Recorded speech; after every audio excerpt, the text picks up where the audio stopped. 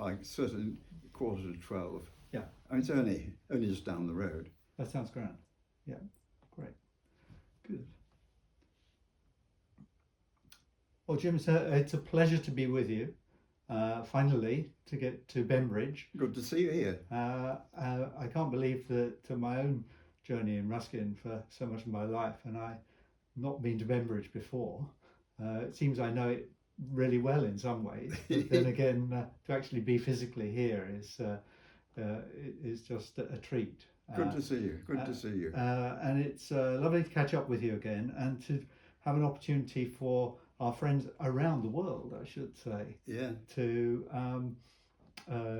meet you at home and to learn a little bit about your life in Ruskin, really. It's probably such an enormous subject that we're hardly going to touch the surface of it in such a short amount of several time. days will be needed. It would really. I've always been very aware of that. But one of the great things that you've done as you've gone along this journey, Jim, is to annotate it in some wonderful memoirs and books, not books just of great scholarship value, but also ones which have sort of shown your personal journey in lots of ways when you've made discoveries. And I've always found that a very exciting and inspiring part of the way that you've approached writing about Ruskin, and is the sense of discovery and exploration, which I think is something that's now shared around the Ruskin world. Well, that's what I like to do. I've got several little exploratory ventures going on at the moment. At least I will be when I can see properly again. Right. All at once things fall into place. Yes. You know? Yes. And all you've got to do is somehow prove what you hope is right. Right. Yeah. I get the feeling that this is a journey that you're certainly not done with yet. You've got. I'm going to reserve to later talking about some of your sort of current fascinations and so forth. I'd like to go back and start really right at the beginning, because I think I don't know whether any of us really know how you first came to Ruskin. Are you a Bembridge boy? I mean, were you born here? No. I was born in Barrow-in-Furness. But I came to school at Bembridge. My parents decided it would be a good idea to send me away to school, so they thought they'd make a decent job of it. 300 odd miles. And on another island as well. Yes. But how did I get involved with Ruskin? Well, I've always been a book collector, not reader necessarily. Yes. And I started collecting Lake District books, anything about the Lake District, by people in the Lake District, printed in the Lake District, whatever. And so this way, by the time I was, I suppose, about 10 or 11, I had Collingwood's biography of Ruskin, and I had a Ruskin pamphlet, Dearden and its Streamlets. Didn't read them, but they fitted my collecting pattern, you know. And this went on for years and has continued ever since. But I really wasn't interested in Ruskin at all. Yes, I suppose I was a little more interested in my contemporaries at school, because of course Whitehouse, who founded Bembridge School as a boarding school for boys, was one of the 3 or 4 dedicated Ruskin collectors in the first third of the last century. And he put together, a few years ago, the largest collection of Ruskin material in the world, including, of course, Brantwood, Ruskin's home at Coniston. Having finished at school here and done my national service, I went into a small publishing firm. I was in Gloucestershire for 3 years, and then in London for 2 years, until I couldn't stand London or the people I was working with any longer. And I gave up and went back home. Whitehouse by this time had been dead for 2 years, and his successor in looking after the school, if you like, was a chap called Geraint Lloyd. And Mr. and Mrs. Lloyd were staying at Brantwood over Easter. They phoned and said, "Will you and your parents come up and have coffee with us or something, you know?" And so we went, and Lloyd was a very, very astute barrister, very astute. I mean, if you wanted to win, you got Lloyd. And during the course of the conversation, Bembridge came up, and he said, "Of course, we've got all of these Whitehouse papers there, you know, because he had an interesting political life before he founded the school. And he said they're far too important just to throw away. They need sorting and filing and dealing with. Do you know anyone that can do it?" I said, "Yes, I could, you know, simple as that." So within a week, I was back at Bembridge. And that was in 1957. Well, that's an extraordinary beginning there, Jim, because it's amazing that you happen to be in the two key places, Yes. the Lake District and the Isle of Wight, sort of at an absolutely pivotal moment in Ruskin's presence, as it were. Yes, yes. I mean, many people will not really know what Bembridge was. Bembridge was a private school. It was a private school,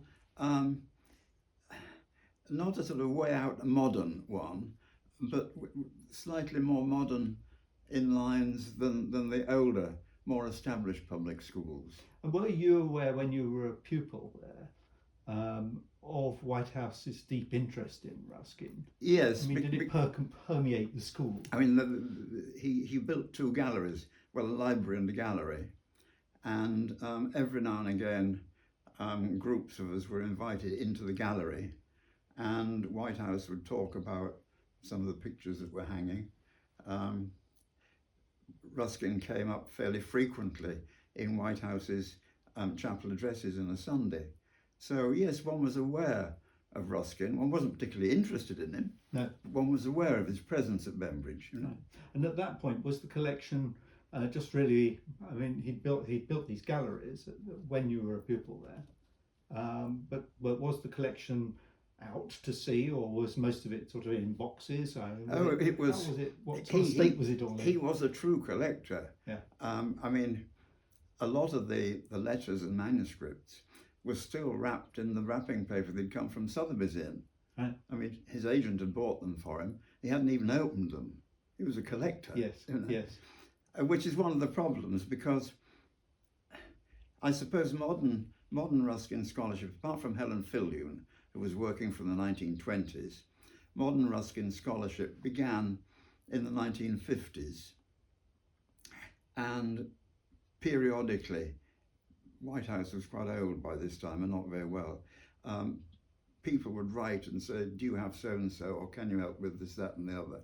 And the Burst would reply saying, "Warden isn't well enough to deal with this inquiry." So it was his own personal, private collection, basically. But people came in to look at the pictures, Yes. not the manuscripts. But by the time I'd got to Bembridge, modern Ruskin scholarship was just taking off. People like Helen Fillion and Van Bird and Sam Brown and one or two others were beginning to get interested in doing work, and were writing to ask about things in the collection. Was there a sense that North America was playing a stronger part in it almost than Britain at that time? I mean, you've just mentioned two of the great American Ruskin scholars there. Yes, there wasn't much English interest at this time. It was American interest, basically, yes. And in fact, because I was living and working in the galleries, these inquiries that came into the Bursa about things in the collection were just sent down to me.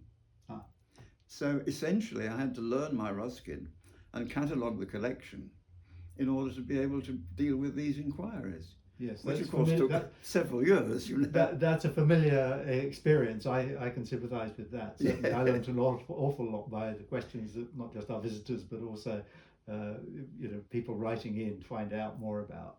Have you got this? Do you know when this was? Yes, so yes, yeah. yeah. The first Ruskin people that came. I'm not sure whether it was Van Bird or Helen Fillion. I really can't remember which it was, but they were among the first.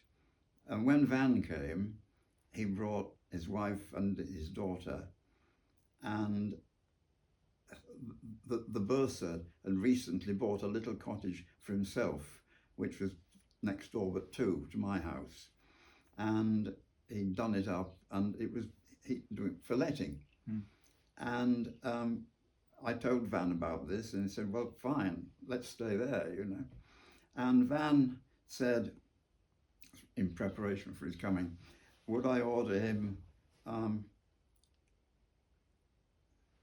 6 quarts of milk? Oh. Or was it pints? Anyway, when he arrived, the milk bottles ran from the door down to the gate, you know. And he didn't know that there was a difference between the English measurement and the American one, you know. So I think they lived on milk for heaven knows how long. Anyway, this was when Van was working on the Winnington letters, which was duly published. And I think probably just before Helen Fillion had come, another contemporary collector of Whitehouses was a chap called Fred Sharp, who was a very self-effacing chap and a brilliant wood turner. And he had built another important Ruskin collection, nowhere near as big as Whitehouse or Pierpont Morgan or whatever, but with a huge amount of important stuff in it. And Whitehouse used to come and have breakfast with us, and then go up to Coniston, and then come back and have dinner, and then we put him on the sleeper train and send him back to Pembridge occasionally. And we said to him, next time you come up, we'll take you to meet Fred Sharp. Oh yes, he said. He clearly wasn't interested. You know. Anyway, he duly came, and we took him to meet Fred Sharp. And you could see his eyes getting bigger and bigger and bigger as Sharp produced other things, manuscripts for him to see. And when he produced the Brantwood diary, Whitehouse was nearly apoplectic. He said, "Do you see, that belongs to me. I bought the diaries. And Sharp said, but not this one, you know. And it was interesting to see them together. Anyway, Sharp had been collaborating with Helen Fillion, who was doing a lot of basic research on Ruskin's background, family background, and he was making manuscripts available to her, or transcribing things for her book that Ruskin's Scottish Heritage, I think it's called. It stopped short a generation before Ruskin is born. Sharp, round about this time, died suddenly. He had already written his will, and left his collection to Mrs. Holmes, who was his landlady. But as he lay on the hearthrug in front of his fire, dying, he said, I'd like Mrs. Fillion to have my manuscripts. So Helen Fillion eventually came over to collect these manuscripts and other odds and ends that Mrs. Holmes gave her. And after she'd been to Barrow, she came down to Pembridge, because there were obviously many, many, many things in the Whitehouse collection that she wanted to examine. And she was with me for about 10 days, I suppose. And she worked. She got up about 8 o'clock in the morning. She went over to the refectory and had breakfast with the school, lunch with the school, staff dinner. And she went to bed about midnight, taking manuscripts with her to transcribe. She found a cork bath mat in the bathroom, and that made a marvellous desk in bed, you know? Incredible. But she did a huge amount of work and left a lot of notes about things in the collection, sort of folded with manuscripts explaining things. She came, and then Van came. Sam Brown corresponded but didn't come. And those are the earliest visitors that I had, the earliest Ruskin visitors. So, and in terms of the collection, then you were working on it and beginning to try and in a way put it into more shape. What at that time appeared to be the objective? Was it set by Whitehouse? Did he have a vision for it? Was it no? It was Garen Lloyd. He was a collector. Yes. I imagine that he fondly imagined that, having built the galleries, that was its permanent home, and the school would look after it. The school took a different view. That the school didn't see that it got any benefit from the collection. The fact that it made Bembridge known across the world didn't seem to interest them, However, there we are. But I imagine that Whitehouse foresaw the galleries as its permanent home, maintained by the school. Yes. And Garen had to fight for this as well. With increasing opposition from some of his co-directors, and bursars who were able to say, well, of course, if we let this building for so and so, we'd save £100,000 a year. Bursars are past masters at showing how to save money impractically. But And was Garen a pupil at Bembridge? Had he been? Sorry? Had Garen been a pupil at Bembridge? Yes. Yes, he had. In the early 30s, he was at Bembridge. I can't remember his subject. I really don't know his subject before my time. And he became friends with Whitehouse. This is how the friendship began. And when he was still actively teaching, some days at the end of the teaching day, he had to go up to London to dine in Hall, whichever chambers he was with at the time. And then back again in time to start working in the morning, So he was a very, very hard worker, but a very good barrister. One thing that you did at Bembridge, which I believe you did at Bembridge, was that you ran a printing shop. That's right. Lloyd was staying in the new house where I was living at the time, and we were talking about all these inquiries that were beginning to come in. And I said, look, you really need a full-time curator for this collection to deal with all of this. Can't afford one of those, he said. Well, I just happened to know that Tom Stedman, who was the senior master and taught many subjects, including printing, because as you say, we had our own private press. I knew he wanted to give up printing because it was quite time consuming. So I said to Lloyd, look, you take me on as curator and I'll take over printing from Tom. That's a different matter, he said. Done. Excellent. Simple as that. Well, I've been a book collector all my life up to that stage. I've been with a publishing firm. I've been at Bembridge as a boy, but I'd never actually handled type. Tom had me working with him for about a term before he finally gave up. And during that time, we printed a little pamphlet called Printing at Coniston. And so I then juggled the galleries with printing. I'd be pleased to know there are still many of your works at Brantwood in the collection. These are the little pamphlets you're referring to, some of the printing pieces that were done at Bembridge came up to Brantwood when the collection was moved. Moved up. But it was it certainly rounded your experience off in a nice way, because I know that when one of the joys of your masterpiece on Ruskin's library is the essay that you preface it with on the ex libris labels, which I think is something that could not have been done by anybody other than somebody who understood the process of printing in wonderful detail. Yes, it suddenly, when I was cataloguing the books at Bembridge, I became aware of the book plates, and I realised that there were two different sorts, very different typefaces. So that really was what began it. And whenever one came across a book belonging to Ruskin, one looked at the typeface that was used for printing it.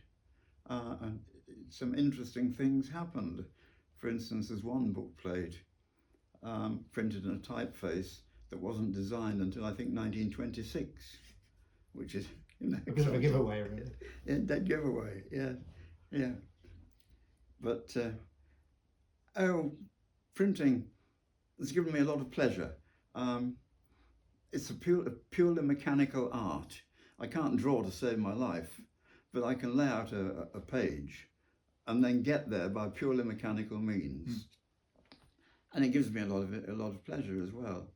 We printed the school newspaper every term, up to 48 pages a term. And this was a very time-consuming job. It took me certainly the best part of 12 hours a day, 7 days a week, for the last 4 weeks of every term. And into that I had to integrate gallery visitors or other things relating to the gallery. So the last 4 weeks of every term were very, very busy. And then at Christmas, some member of staff would come along and say, "Oh, you'll print me some Christmas cards again, won't you?" You know. So I hate Christmas. You're in good company. Ruskin wasn't exactly a fan of Well, he was a Scot. They did New Year, no, not that's Christmas. right, absolutely. So the collection and Ruskin scholarship starts in the 1950s. It's starting to Take off. Yeah. Awareness of what is at Bembridge is an important part of that, and is obviously beginning to come out. What are your first publications in Ruskin? What did you first? The first, there's a little journal, I imagine it still runs, called Cumbria. Yes, it does. And I wrote an article on Brantwood and sent it to the editor of Cumbria and was absolutely amazed. This was the first thing I'd ever written. Absolutely amazed when he wrote back and said, "Yeah, of course I'll print it."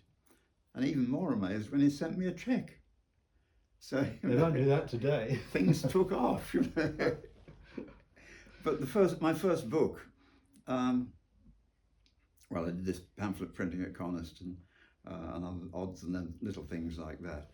But my first book was Arthur Seven's Memoir of Roskin. I'd come across correspondence between Seven and Whitehouse, with Whitehouse urging Seven to finish his book. And I had no idea what this book was, but eventually it emerged that it was his memoirs of Roskin. And I found that this was in Manchester Public Library, I think. And I got a microfilm of it and projected onto the wall of my lounge, which was white, and sat with a typewriter on my knee transcribing it. And it's very interesting, at least I think it's interesting, the sidelights that Arthur Seven shows about Roskin, just incidents in Ruskin's life they thought were sort of memorable. And I put it together as a little book called The Professor and sent it to Stanley Unwin. And to my amazement, he said, "Well, of course, it won't make a fortune, but we'll publish it." And I had a contract which was laughingly called a profit sharing contract, which meant that I didn't get anything, but he did, you know. Anyway, it was eventually remaindered, and Brantwood bought the remainder.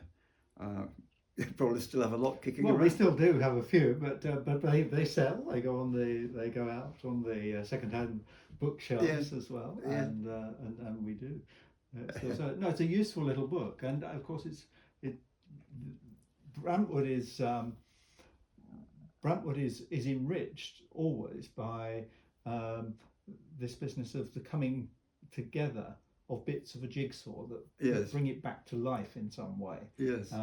Because it was a home, because it's where Ruskin was, all the objects play a part somehow in bringing a picture back to life. Yes. And I think you've done, well, I know you've done more than anybody, obviously, to bring that picture back to life in terms of understanding the way that the objects that fit into the jigsaw. You just get interested in crazy little details. Yes. I'm essentially a details man. Yes. And they're fascinating. They really are. You've taught me the forensic sort of eye, as it were, on thinking about objects and looking at it, and certainly your book on the history of the collection. Yes. Brantwood, Bembridge. Ruskin, Bembridge, and Brantwood. That's it. Yeah. Thank you. Yeah. Was a godsend to me when I took on Brantwood, in terms of understanding both how the objects had come about, where they'd come from. Yeah.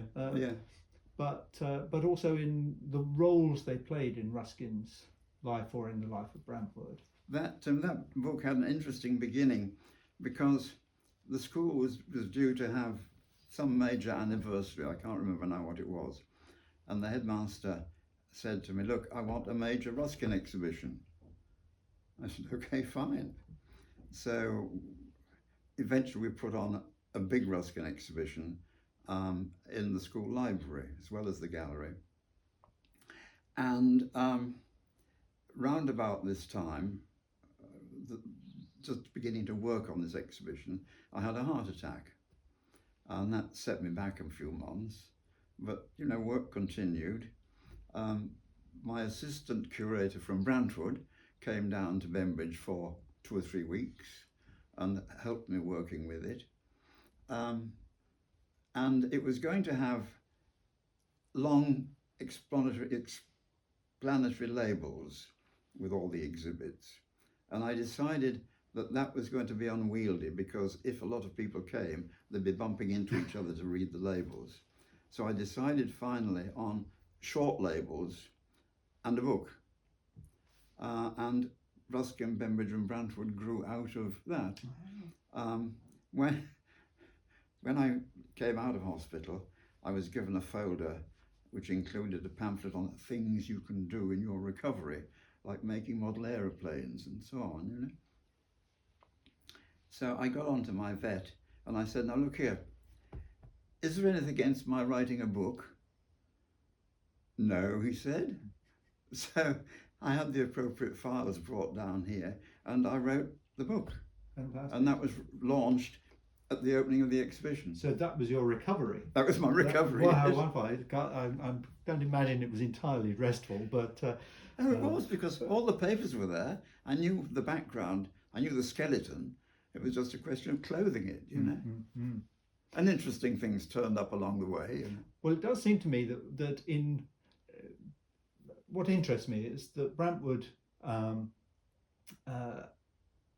as it is today, really comes out of your understanding of the collection and your determination to make the collection understood in terms of what it is and how it fitted together. Yes. Because Brantwood had a bit of a life, did it not? In terms of being a sort of holiday centre for young people, Yes, for a place for general education and school trips. I mean, Brantwood had no income, no source of income. People would go down to Bake Leven with a tin and knock on car doors that were parked, saying, "We charge £0.50 for parking here," and £0.50 would be put in and so on. And then that income was stopped when the council stopped parking on the lake side of the road. But we made more out of half-crown parking fees than we made out of opening Brantwood. It was quite ridiculous. People weren't interested in Ruskin, didn't come. There was no income. And so basically, the Education Trust, which owned the school and also owned Brantwood, was responsible for, via the school, for keeping Brantwood going. And this wasn't a happy choice. So they had to find other means. And Lloyd was involved with various colleges around London and persuaded the heads of these colleges to send groups of boys to Brantwood for a week to do whatever course they wanted to do. I mean, the college would organise everything. We provided the bed space, yes. you know. And so it survived in a way, in this way, and a fairly unhappy way, until a few people started to want to come. And then these two things had to be run simultaneously. And so the hall was virtually split in half. And one half, visitors to the house came in through the outside door of the little room off the drawing room, and came through the drawing room and on one side of the screen in the hall into the study and upstairs to Ruskin's bedroom. And that was all you saw. The rest of the house was occupied by courses. And these went on for quite a few years, yes. Until interest in Ruskin increased and we got more and more visitors. Was that in the early 60s or a little bit later than that? Oh, this was later than that. Well, yes, it began in the early 60s, but it was certainly going on in the early 70s. By a happy chance, a firm called Louis Gordon, who imported Domecq sherry, and you know the connection between Domecq sherry and Ruskin, yes. Where the Ruskin money came from, took an interest in Ruskin. They could see a future for Ruskin and Domecq sherry together, you know? And they came down to see me and they looked at things and they took a few photographs and they used photographs of things in the collection in advertising and so on. And in 1969, which saw Ruskin's 150th anniversary of his birth, an unhappy year because it also saw the destruction of his birthplace. However, Louis Gordon wrote to me and said, can you do an exhibition on Ruskin's birthday here in our offices in London? So I said, yes. So I put together a small exhibition and took it up, and mainly members of the press came. It was a publicity stunt for Louis Gordon, but Ruskin had a spin-off because it was Ruskin. Yes. You know? Yes, that's right. I've actually come across some photographs just in the last month of their coming to Brantwood. Actually. Oh yes, yes, I have some lovely old black and white photographs. Yes, and that. yeah. The just before this event, there'd been a court case with Lloyd, of course, on the winning side, because it involved copyright, and there were things called a fine British sherry, which was burn your teeth down to the roots, awful stuff, you know.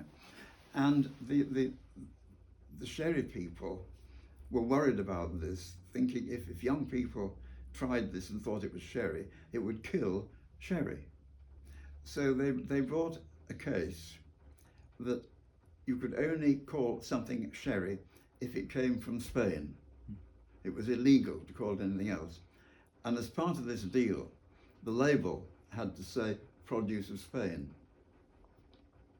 For this exhibition, they did 100 bottles, I think, of a blended sherry, which was blended to taste exactly like Ruskin's father's sherry.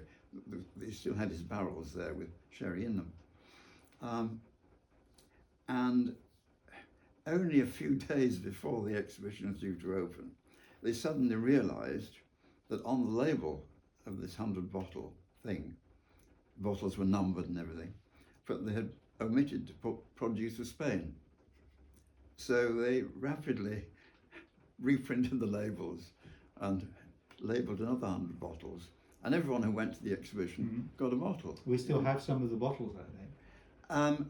I don't now, no. They said, what number would you like?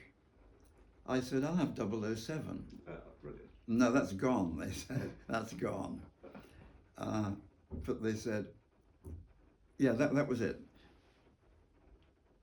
No, I said, I'll have 001. I'll have 001. No, you can't have that. Mr. Gordon's having that.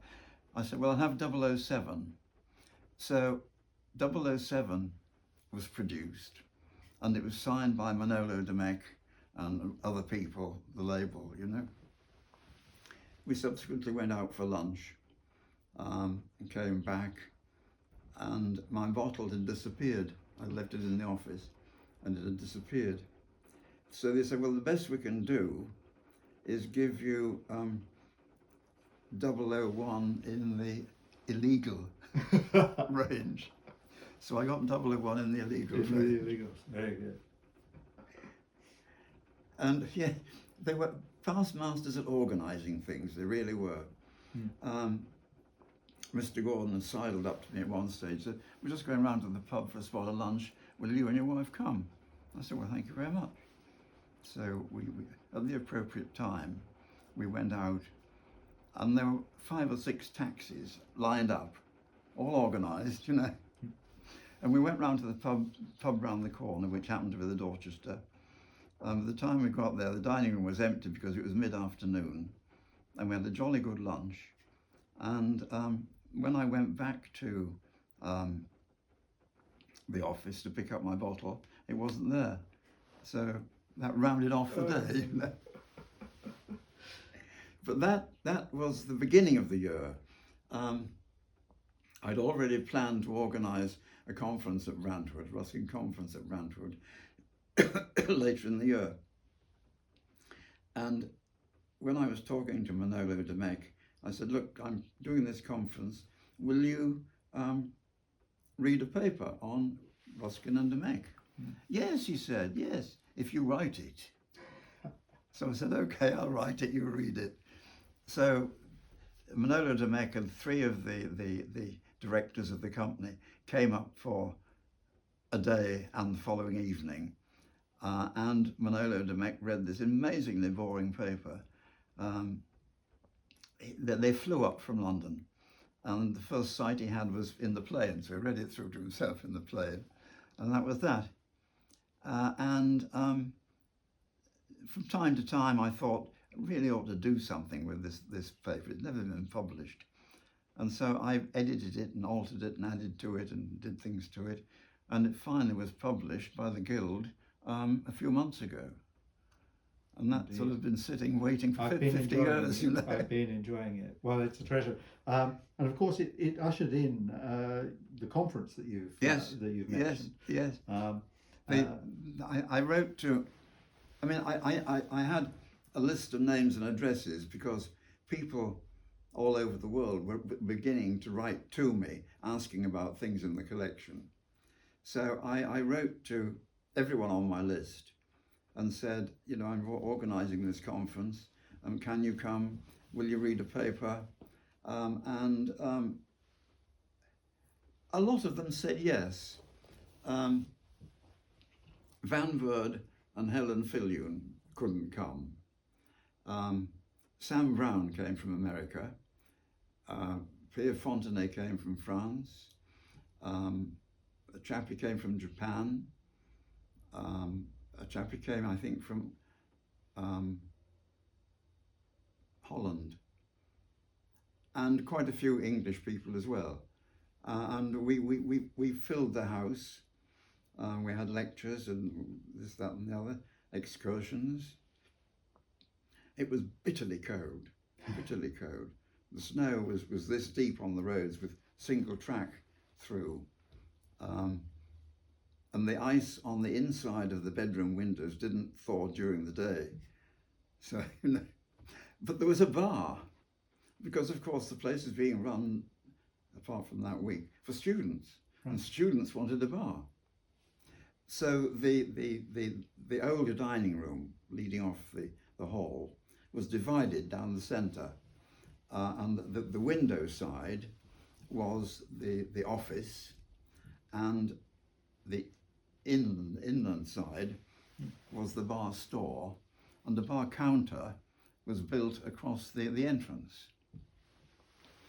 And after the evening lecture, we had dinner, then the evening lecture, and then most of us convened in the bar until the small hours, because there was no point in going to bed, it was too cold. I got up about 6 o'clock every morning to write a report, which was then phoned through to a copywriter at the local paper, and at the end of the week to the Times. And it was a hard week, but a very, very enjoyable week, because one actually met all of these people. One or two people did come from America. It was a remarkably international gathering. It was. Well, it was the first international gathering. Yeah. Robert Hewison, who had done a television programme on the Ruskin Whistler libel action, or perhaps it was a radio programme, he came, and he and one or two others rewrote it in their spare time and presented it at the course of the conference. Robert had finished at Oxford, where he'd made a number of now well-known friends, but because of his interest in Ruskin, which blossomed at this time, he went back to Oxford to do another degree. And this is the beginning of Robert Hewison's career. Yes, which has been wonderful, remarkable. I mean, he's divided it between Ruskin and heritage, and written a lot of books on the two, you know. Yeah. Edited a lot of books on the two. And been a long-standing trustee of Brantwood. Yeah, indeed. Yeah. Fantastic. And his professorship came from Lancaster. So the Ruskin Foundation behind him. When do you think when at Bembridge did the idea of a sort of was the writing on the wall for the school for some time, or did it all change rather quickly? The collection had eventually to find a home. Found a home at the new Ruskin Library and at Brantwood. Well, Lloyd was looking some time for a new home because of the drain on the school's finances. He was a fellow of Selwyn College, Cambridge, and Harry Hannam, who was the Vice-Chancellor at Lancaster, would like to have been a fellow at Selwyn. And so a deal was struck, you know. And Harry Hannam thought it would be very useful to have the collection at Lancaster. It made sense, it would put it nearer to Coniston. And eventually this is what happened. This is what happened. So the vision for it was there for some time. Yes, but it had been going on for some time, and finance came into it, with which one or two people who subsequently became directors of the Ruskin Foundation got involved, and so on, you know. And was it given impetus then by the fact that the school ultimately had to close, or was it sort of, in a sense, already? Yes, it was. Yeah. It was, really. Lloyd didn't live to see it move. No. But Elizabeth Robbins, his elder daughter, became chairman of the Education Trust. And Elizabeth wanted to get the collection. I mean, inevitably it was going to move to Lancaster. Lancaster were already building a building for it. Elizabeth wanted to get it out of the school. And so, in fact, it was packed and moved into storage in London for a few months before the library was finished at Lancaster, and then it went up. But it was another oh, a couple of years, I suppose, before the school finally folded up. We simply ran out of money, you know. Yes, yeah. Simply ran out of money, and were taken over by Ride School, which was a day school that takes in boarders. Yeah. And they used our boarding accommodation for their sixth form boarders and our sixth form boarders. So after such a long period of having the collection at Bembridge, it must have been a pretty emotional time, really, to see it all sort of packed up and shipped north, albeit some of it was going to a familiar home at Brantwood. Yes, but, it was. But it was quite a... I mean, I can't remember the name of the firm that Pitt and Scott moved the collection, and they were working in the galleries and in my study for the best part of 10 days, packing it into packing cases, and they had a couple of big vans, and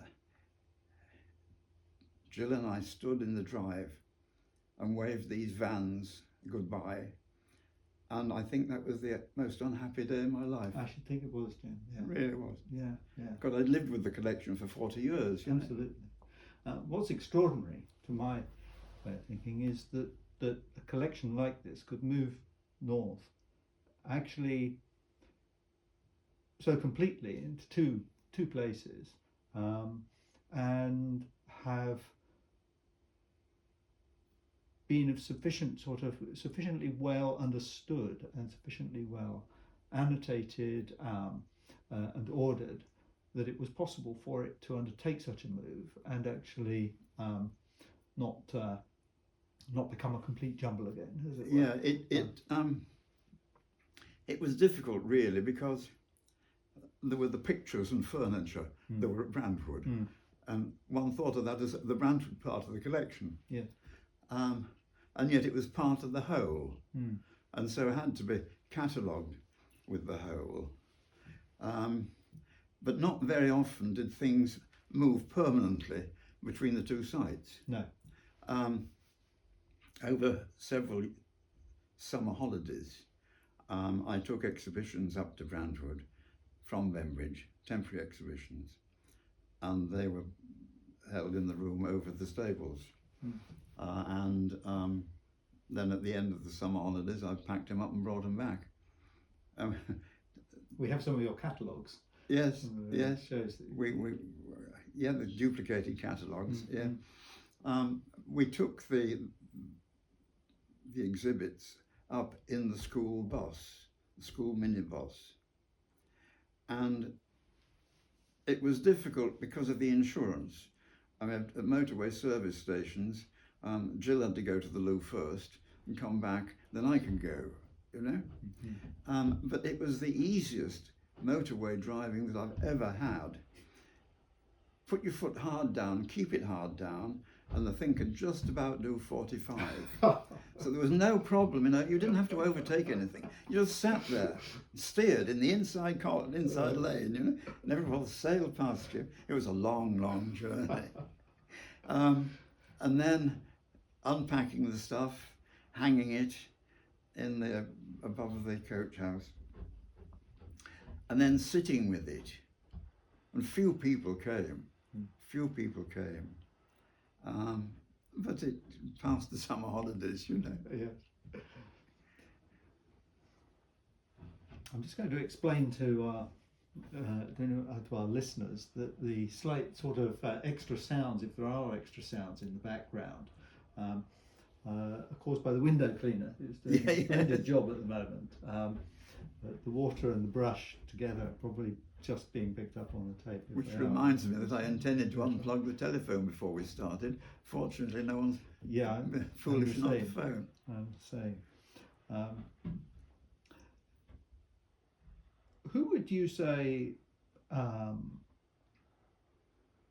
want to sort of move on a little bit from the history of those days to talk a little bit about the Guild, because the Guild is the organisation that Ruskin himself set up Yes. to promulgate his Yes. his ideas and his legacy indeed. Yes. And you've had a very, very long association with the Guild. Yes. When did you obviously would become aware of the Guild very early on in your life? I was aware of the Guild, and the Guild was aware of me because, I think I became a companion in 1975. I'm not absolutely certain. However, Whitehouse had been a companion of the Guild from the turn of the century and a trustee for much of that time. And we had all of his Guild files and files of Guild minutes and so on, you know. And I wrote to quite out of the blue, I wrote to the secretary of the Guild explaining the situation and said, would it be possible to go on the distribution list for their minutes? And he wrote back and said, most certainly not. And that was that, you know. So the Guild was aware of me. But I think increasingly the Guild was a very small group of people who weren't interested particularly in Ruskin, which is what Ruskin wanted. No true disciple of mine will ever be called a Ruskinian. You know, they were interested in putting Ruskin's ideas into practice rather than studying Ruskin. I've always maintained that that is the case. It's not a Ruskin society, but in order to be able to understand what Ruskin was all about and his ideals, what they were all about, you had to understand Ruskin. And so the two interlocked. Anyway, quite out of the blue, I had a letter from the master, John Thompson, saying, would I meet him for lunch in town? So I met him for lunch in town, and he said, look, you know, the Guild feels that it really ought to take a little more interest in Ruskin. And it seems to me that you are the one person who are the key to the Ruskin people.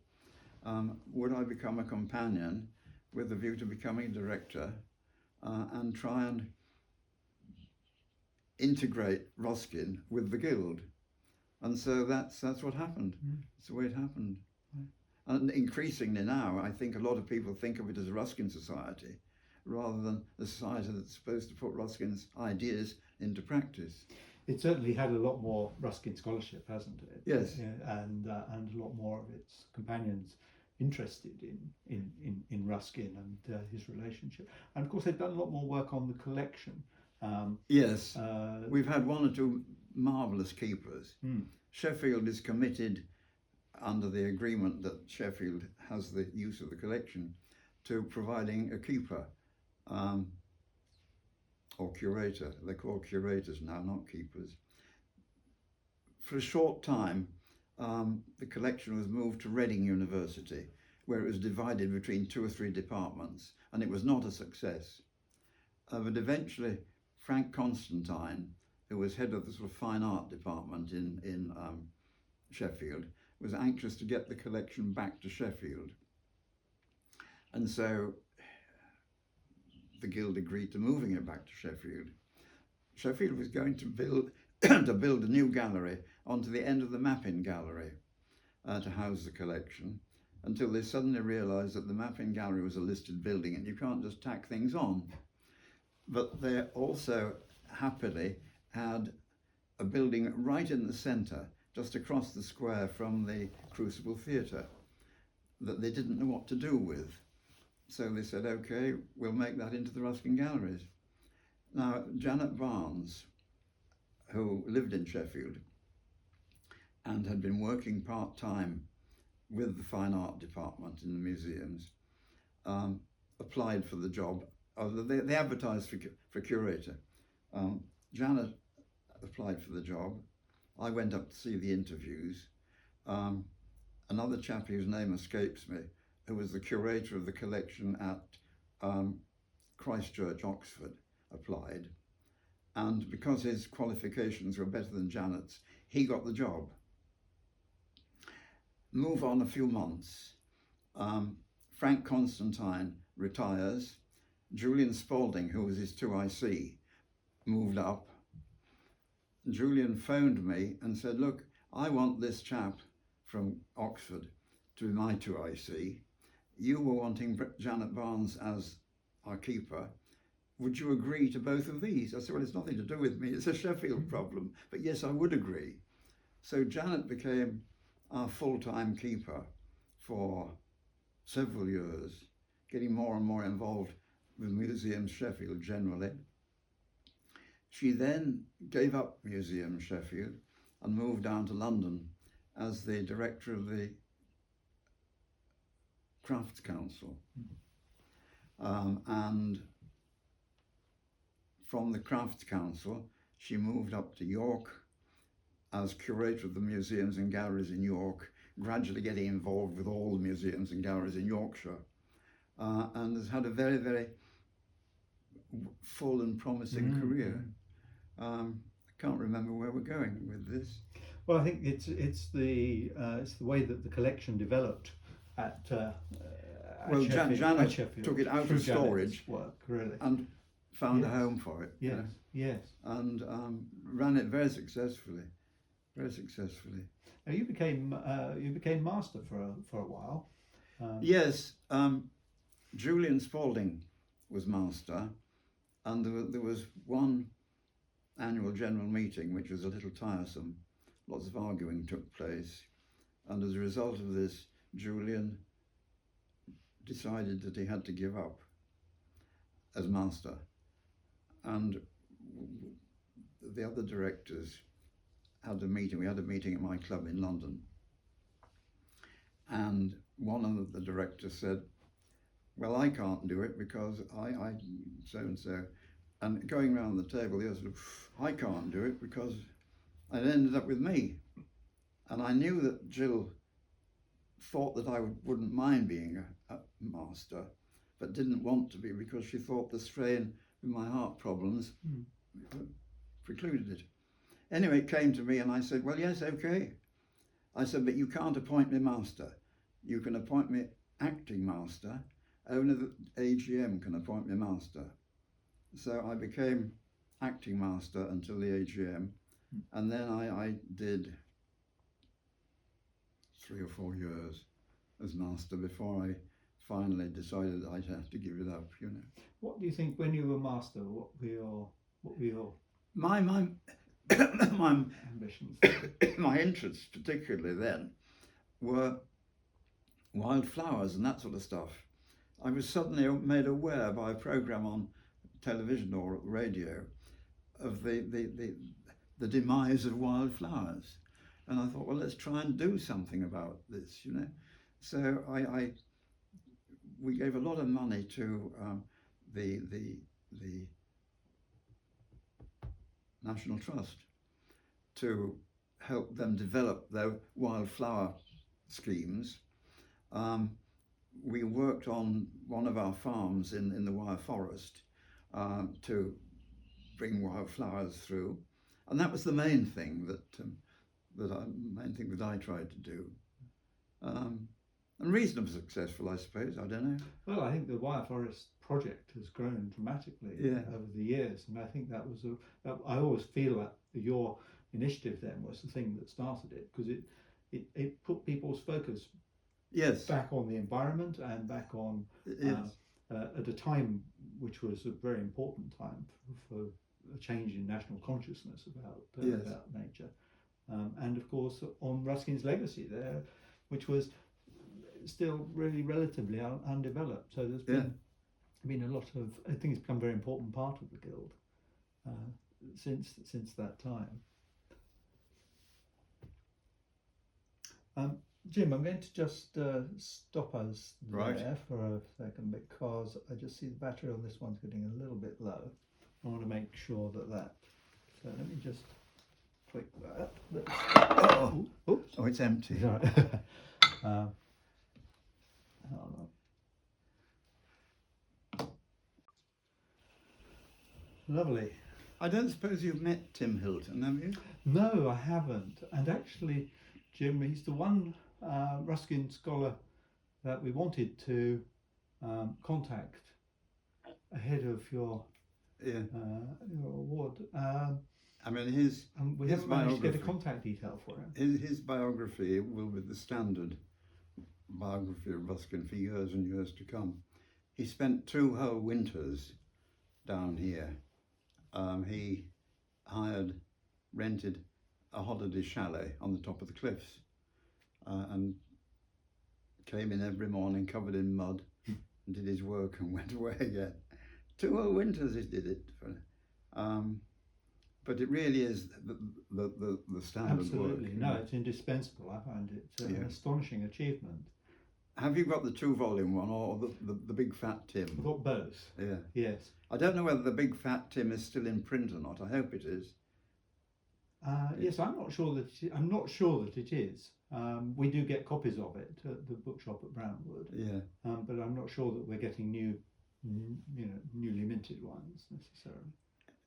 So you're getting second-hand ones coming in? We'll be getting second-hand. If you do get a second-hand one coming, would you send it to me? Yes, of course. Because I'm putting together a little collection of useful books for a girl who she doesn't know yet.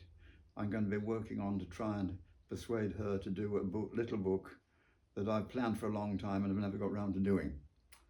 And the big fat Tim will be quite a useful source book. Right. Are you able to say anything more about what that little book would be about? Yeah, well, don't tell anybody. No. Oh, okay. I better be careful. This is recording now. Oh, is it? Yes. Oh, in that case, say no more. No, say no more. Absolutely. No. Well, that sounds delightful. I think it will, if she will do it, and I think she will, because she's into biography. And it won't be a big book, but it will be quite a useful book. Right. You know? Well, that's something that all your books are. They're wonderfully useful in a really practical and informative way. And I'd quite like to talk about some of your books just now. Perhaps there are 2 books that always stand, are in my mind of yours that I find absolutely indispensable. One is Ruskin, A Life in Pictures. Which? Ruskin, A Life in Pictures. Yes, yes. And the other is your astonishing masterwork on Ruskin's library. Yes. With its supplements now as well. Yes, indeed. Yes. Yeah. The supplements were all published originally as articles in the Ruskin Bulletin from Lancaster. I suspect the late lamented Ruskin Bulletin from Lancaster, because I don't see any continuing. And I've already got quite a wedge of stuff for the 4th supplement, you know. Right. People all over the world keep sending me information about Ruskin books that crop up. And remarkably, again, it goes to this almost forensic sort of analysis of evidence in determining which books are genuine candidates for Ruskin's library and which are not. 2813. Hello, Liz, how are you? I'm not too bad. I'm sorry, I can't talk now because I'm being filmed to be shown in America in August. So phone again some other time. But lovely to talk to you. Bye. Sorry about that. That's okay. I was going to pull out the master plug for the telephone and didn't. Arrange my slides amazingly carefully. And when the slide came up, I knew what I was going to say about it. And when I'd finished saying that about it, the next slide came, and so on. So I talked to slides. When I was in Tokyo, lecturing to the Tokyo Ruskin Society, the room was arranged in 2 blocks of seats. And at the front in the centre, between the 2 blocks, sat my projectionist with a projection on a table in front of her. And I suddenly realised that I'd put her to sleep. Oh, God. I think I knocked a chair over or something like that on the platform. That brought her round. Oh, dear. Well, I'll tell you a story, but I'm going to stop the recording just while I do. So I don't think it's one for the. I can. No.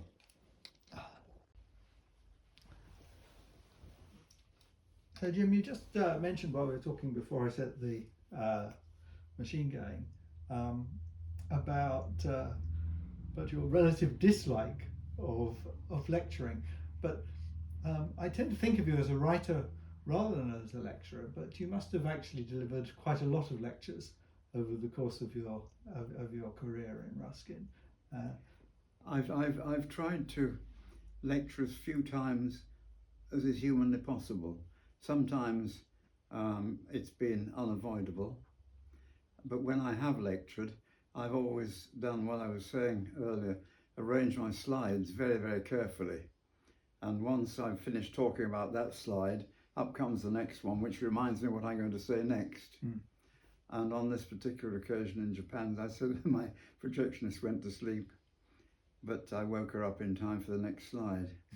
But the only other complicated lecture that I've done, it was the same thing. I talked to slides, but years and years and years ago, I was in regular correspondence with the president of the Ruskin Art Club of Los Angeles, or is it San Francisco? Los Angeles. Los Angeles, mm-hmm. Which was the oldest ladies' club in Los Angeles, and now I gather is a mixed Very club. much so, and members of the club will no doubt be listening to this lecture, so I'm just giving that health warning in advance. Right. I can't remember the good lady's name, but she was president for a long time. We corresponded quite a lot, and she wanted a lecture, and I said, no, I you're not going to fly me out and let me lecture and fly me back, but I will record a lecture for you. So I did the usual setup in the lower gallery. I had a screen, I had a projector, I had my wife acting as projectionist, and I had another friend, and I can't remember what she did. Oh, she was in charge of the recording, that's right. Mm. So I stood in front of the screen in this empty room, except for two people, and lectured, showing the slides, and said, next slide, and the slide, and it worked. And it seemed to be all right. But the next time the projector was used, I found the last slide for the lecture was still inside it. However, it didn't matter. It was fortunate of the last one, not the first one, But I've always disliked lecturing. All at once, I can't think what I'm going to say next, Mm-hmm. I was a guest of honour at some Octavia Hill anniversary dinner, Octavia Hill Society anniversary dinner. Yes. And I had to stand up and say a few words. And at the end, I said, and I congratulate. And Jill was sitting miles over there, and I could see that she knew I'd forgotten what the society was called. Anyway, I got round it. The society worked adequately well. Fantastic. But I always hated public speaking. Did you get involved in teaching Ruskin at any point? I mean, No. The only teaching I ever did was teaching printing, of course. Yes, of course. Which was just very practical. Mm-hmm. And I didn't mind taking up a collection of medieval manuscript leaves to show them and telling them about them, early printed books and so on. No. And that was fine, because that just happened. But no, I've never taught Ruskin as such. No. I wouldn't know where to start. Only reminiscences of where one has been, Well, indeed. But then again, your books are full of material, of course. So I suppose the thing is, that in terms of teaching, it's a case of what your point of focus, isn't it? Yes, I mean, I remember talking to the friends of Brantwood in the drawing room at Brantwood many years ago. I wasn't talking about Roskin. I was talking about Linton and his press. Yes. And that was fine, because I mean, I knew how Linton's press worked, I knew where it was geographically in the room, and I could just stand there and tell them how it worked. That was no problem. But to start lecturing on Ruskin as such, no, I've never attempted it. One thing that I think that, I mean, in those terms, it's interesting, isn't it, that the scholarship that you've been involved in is scholarship that, to a great extent, you have crafted for yourself. Yes. Partly because you were in a field where so little existed beforehand, partly because you had such a unique access to a collection and to materials that was only really just being understood, just being scratched. Yeah. I suppose I had have a wider general knowledge of Ruskin than most people, is because I can't abide not interfering. I mean, I'd have some PhD student come and I'd say, well, sit there, there's the catalogue, tell me what you want me to get for you. So they'd go through the catalogue and make a short list of things they wanted. And I'd look at the list and say, what's your thesis about? And they'd tell me. And I said, well, why haven't you asked for so-and-so? Oh, should I? Yes. And so on, you know? Mm-hmm. And in that way, I personally got involved in what they were doing. Yes. And so at the end of the day, I knew as much about their subject as they knew. Mm.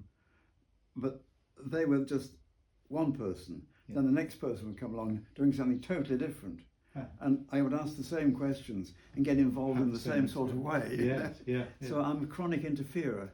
Well, yes, but also it's an interesting form of guidance. You reminded me of the fact, maybe it's something to do with Ruskin, because when I was a student at Oxford, I went to the Ashmolean to have a look at the Ruskin drawings, which in those days were not hung publicly. Yeah.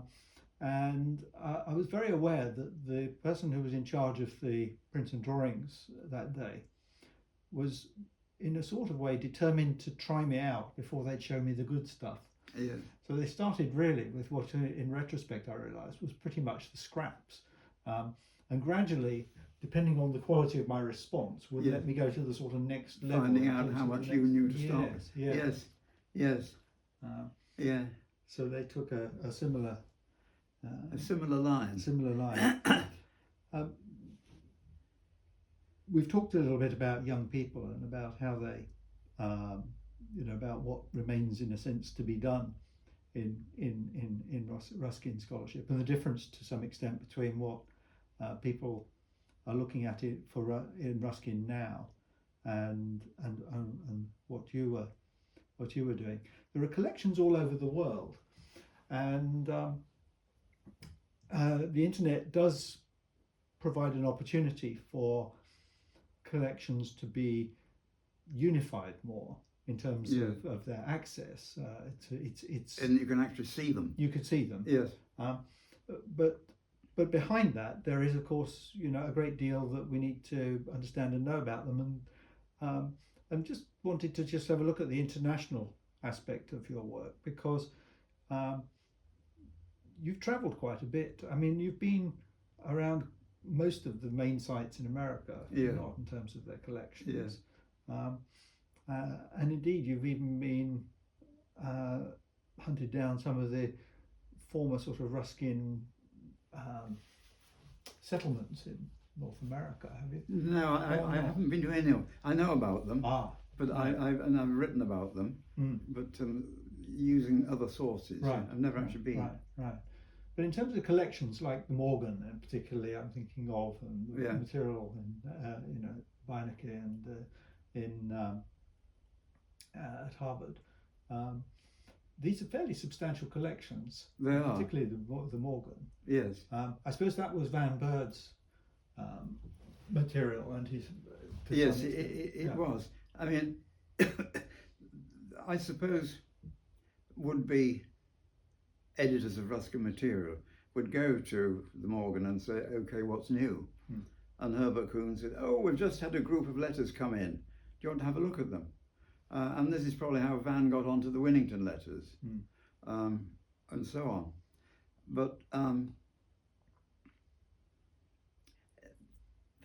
there's a certain amount that you can't do by looking at photographs on the internet. Yeah. For instance, I did a thing on the King of the Golden River many years ago, and Collingwood says somewhere that the King of the Golden River was written at 2 sittings. Ruskin wrote half of it and put it in an envelope and sent it home for his parents to read. And then he wrote the second half and sent it home for his parents to read. There's no evidence for that. No, Only Collingwood saying that. Now, Ruskin may have told Collingwood that, but we don't know. However, if you look at the manuscript of the King of the Golden River, which has now been ironed and bound and is in the Beinecker Library at Yale, the first half is folded, has been folded in half. The second half has been folded twice. Right. Different size envelopes. Yeah. There's the proof. Yes. You can't pick that up from a photograph. No. You've got to know what you're looking for and find it physically. And I'm sure that same thing must occur in many other instances with Ruskin. I think this is a very important lesson for us, a very important point, because one of the things that's happening at the moment, particularly actually accelerated by the pandemic that we're in, is the fact that there's a huge movement to put museums online and to make them more digital. And one can see all sorts of potential benefits to that, in terms of giving people access to collections and informing them that stuff is there. But the experience of actual physical contact with physical materials. This is the real thing. Yes. As opposed to a photograph of it. Yes. Yes. And I suppose what you're alluding to is that there are very small scale subtleties to the physical reality. Yes. That simply the media that you're using to record them couldn't pick up. Won't be picking up. Yeah. Yeah. Yes, there's nothing like handling the real thing. You know, I remember when Robert Hewison was organising the Louisville exhibition, which was a Ruskin exhibition. We worked together on the worksheets, some whole sheets of notes and sketches, some tiny little cut-out bits from worksheets, notebooks, the diary and a secondary diary, and a whole series of little notebooks, and they all interlocked together, and we couldn't see how they worked until eventually the penny dropped, and it probably dropped because a very, very slight thing fell into place, you know. Yeah. And then all at once it was quite clear how the worksheets and the notebooks and the diaries came together. Yeah. That was a great exhibition, that one. Really was. Robert put it together, and it was very successful.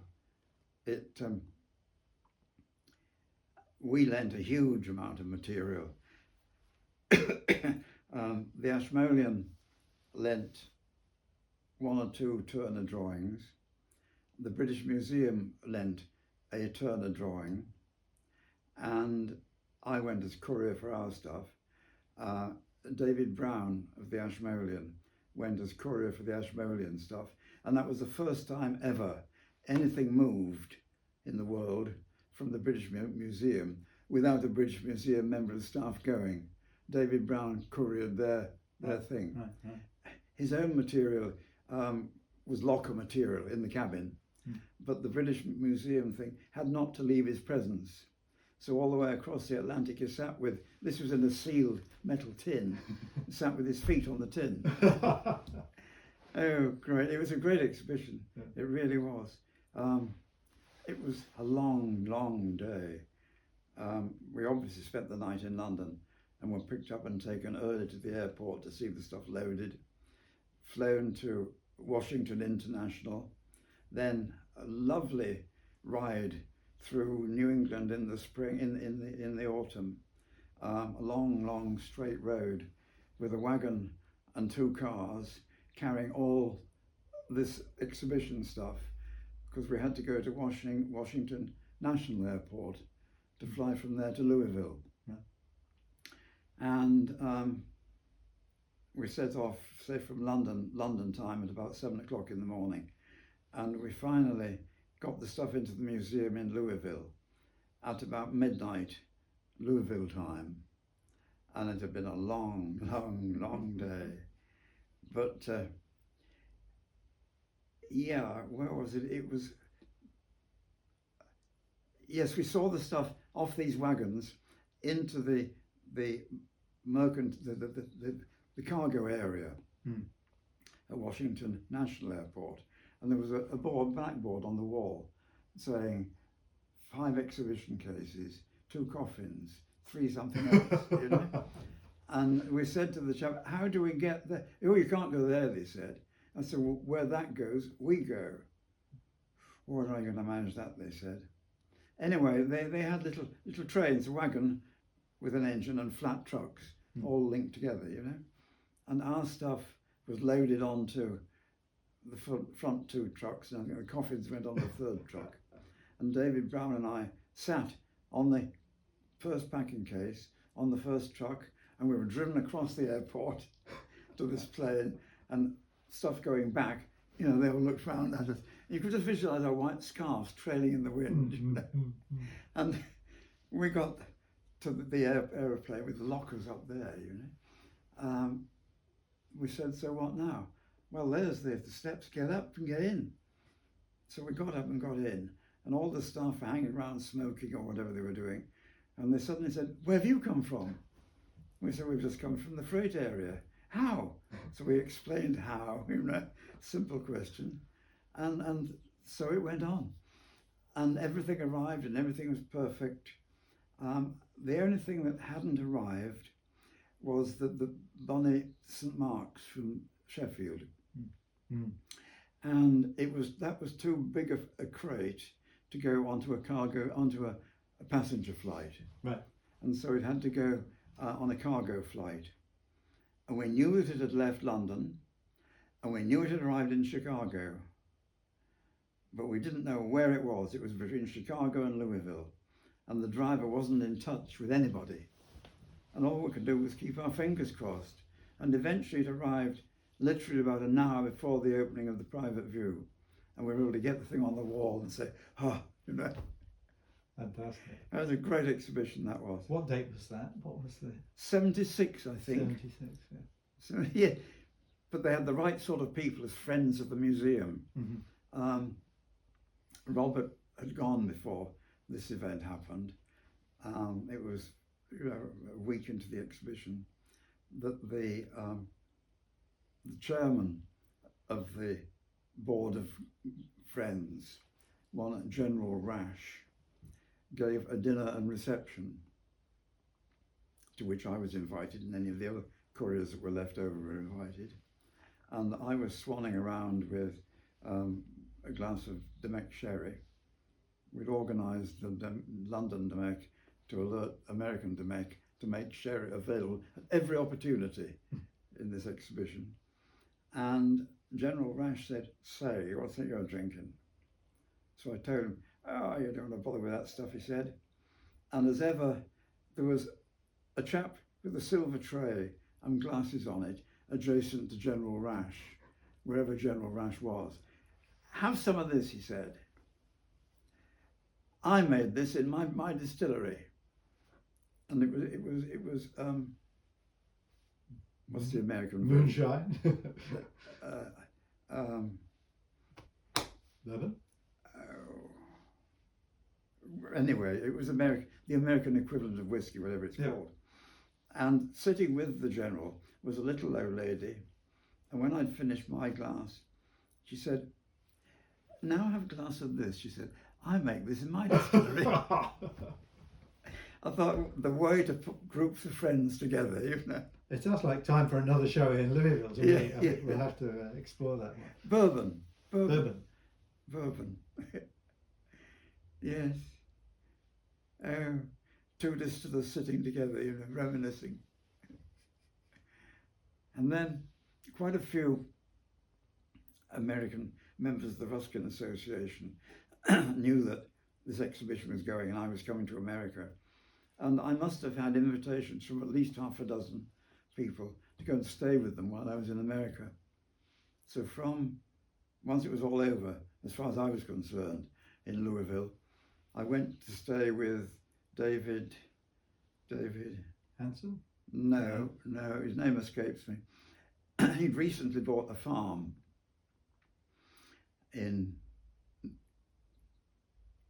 near Lexington, that's right, called the Old Soper Place. It was an old building on top of a slight eminence, had its own burial ground. No other buildings in sight at all, you know. And I stayed there for a couple of nights.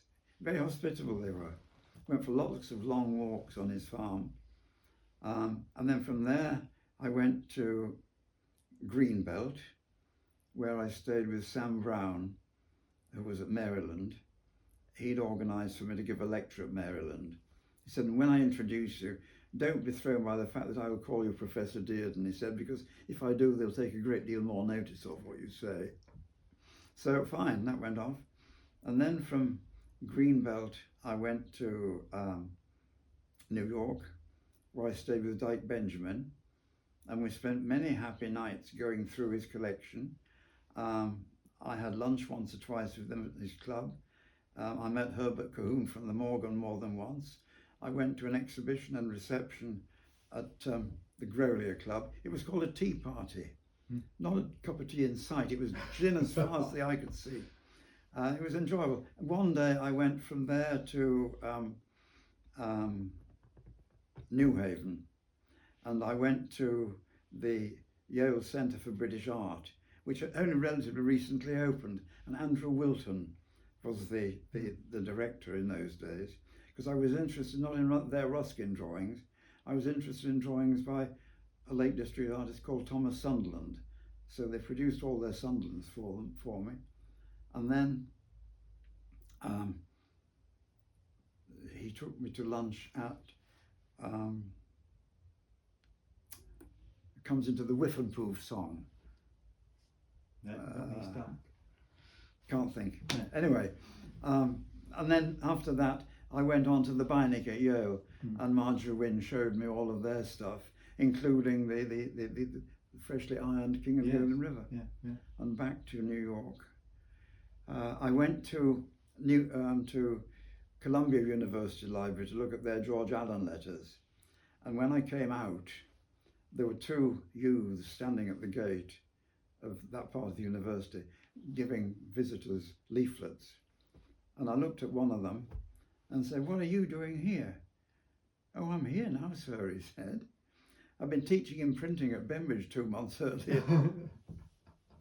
I enjoyed that little stay in New York. It was very active, and I saw lots and lots of interesting things.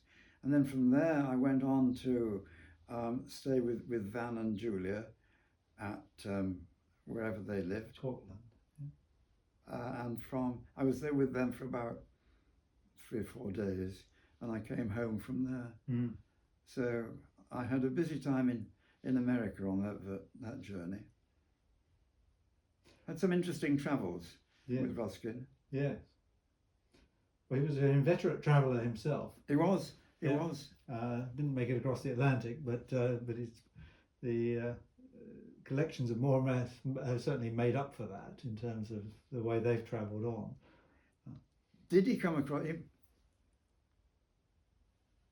I don't think he flew, didn't he? He didn't come across the Atlantic. Helen Fillion went back across the Atlantic because she had a lot of heavy stuff from the Sharp collection that she took with her. But yes.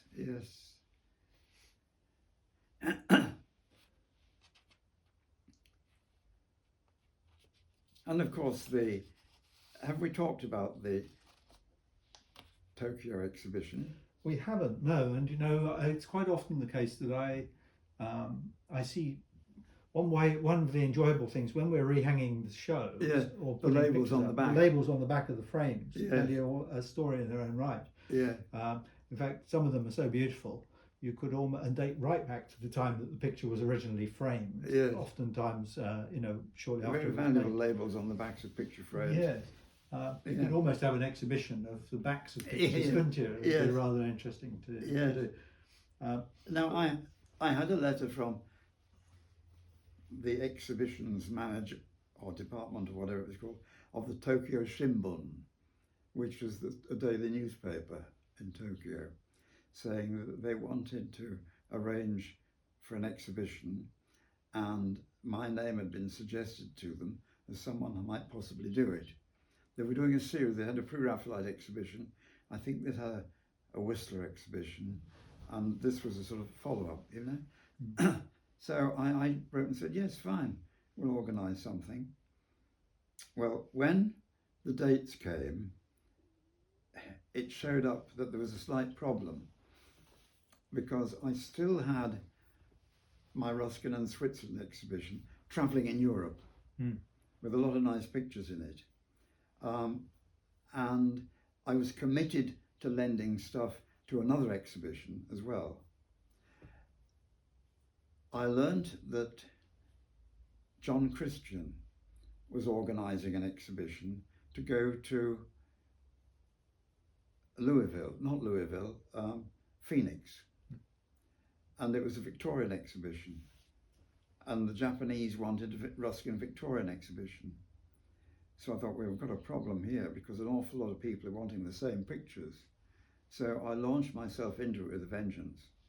And there was a Japanese chappie, representative of the newspaper, can't remember his name, who turned up regularly and said, how are we getting on and how are we getting on? His knowledge of English collections was quite incredible, because I said, well, you know, the Ruskin doesn't present too much of a problem. We've got enough of them, you know, but I want so-and-so, and I can't have that because it's in such and such an exhibition. Well, he said in Aberdeen, they've got a very similar Millet. You could probably borrow that. That would do just as well, you know. And he put me onto a lot of pictures that I didn't know about. And he said, and all these watercolours, they're quite small, aren't they?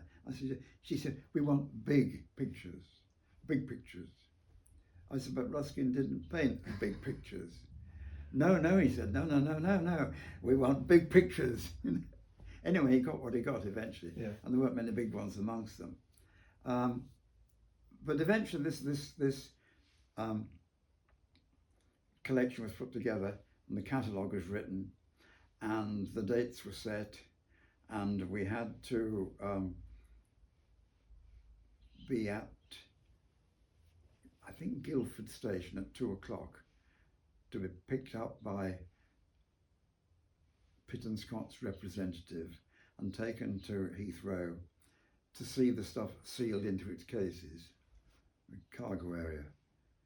So our taxi duly arrived, and we got out the train at Guildford, and the Pitt and Scott man wasn't there. So I kept going back to the barrier, and he still wasn't there. So I phoned Pitt and Scott and said, look, where's the chap? Oh, is it there? He's there. I said, he isn't.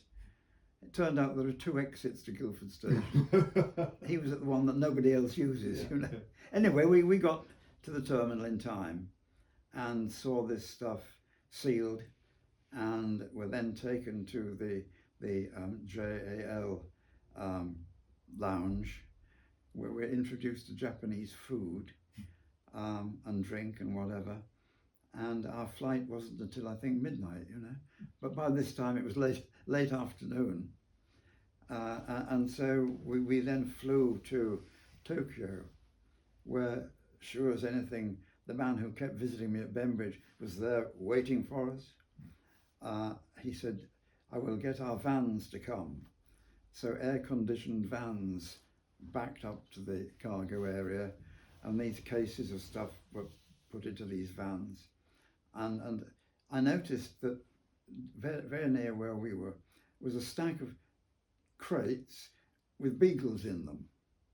And I thought, I know what's going to happen to those. I said to this chap, well, where are they going? Oh, they're going to dog shops, he said. Anyway, we were whistled away to the through customs and to the bonded warehouse where the stuff spent the night. And then he took us to our hotel, and said, see you at 10 o'clock in the morning. He turned up at usually 10 o'clock, and we went there and saw the cases being opened, and they had life-size photographs of everything taken and marked any imperfection on the photograph, on the original, that they marked on the photograph. So that, you know, if we claimed, they said, no, you saw it marked, you know. Yeah. And this was done with every single exhibit. Come lunchtime, he said, we would go and have some lunch. So he had a restaurant that was adjacent to the bonded warehouse. We walked round the corner, and the look of horror on his face when it was closed for the day. So, he said, or words to that effect, and took us to another place, obviously where the chaps in the warehouses worked, because you opened the door opened outwards, and a block of smoke came out, you know? And we had to sit on the floor with our shoes off, and it was not a comfortable lunch, but at least we got some. And they checked everything, they put screw eyes in, they repacked the entire exhibition, and they said, this will be delivered to the exhibition hall at 7 o'clock in the morning on such and such a date. You come and see it hung. So we turned up during the course of the day, and the place was full of little men in white coats or white gloves, but they knew what they were doing. They had just stacks of pictures on the floor all the way around. They knew exactly where everything was going, and in 12 hours the thing was hung. You know, amazing. Yeah.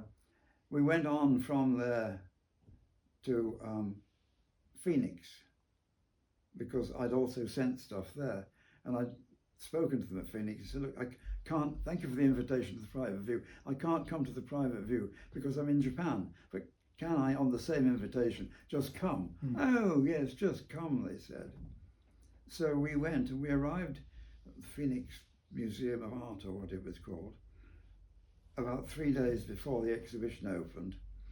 And the packing cases were still in the middle of the floor, and I was sitting on the packing cases, scratching their heads, wondering what to do next, you know.